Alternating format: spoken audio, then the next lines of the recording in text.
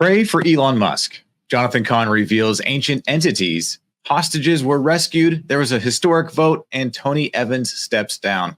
I'm John Matarazzo for charismanews.com, and these are your top stories of the week. Here we have pray for Elon Musk because X goes dark and allows pornography.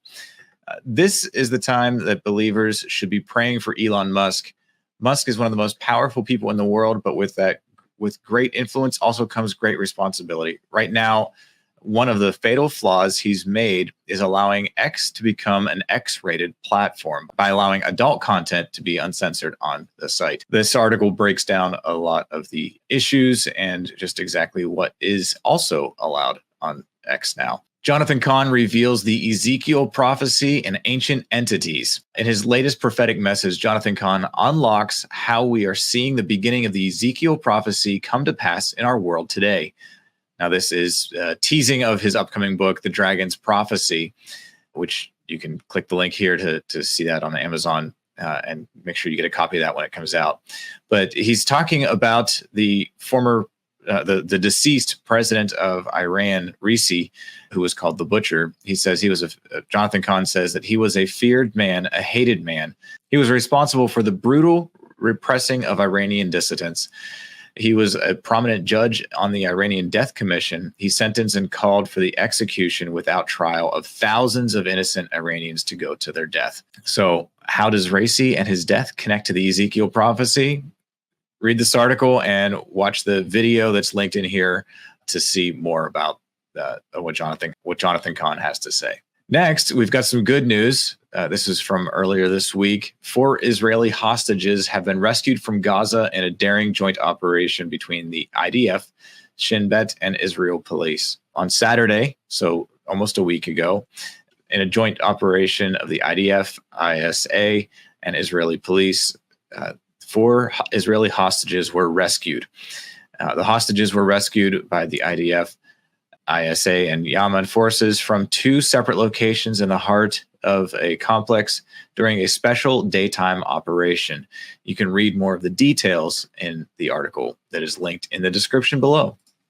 Also, big news this week, the Southern Baptist Convention was to vote on the removal of churches with female pastors.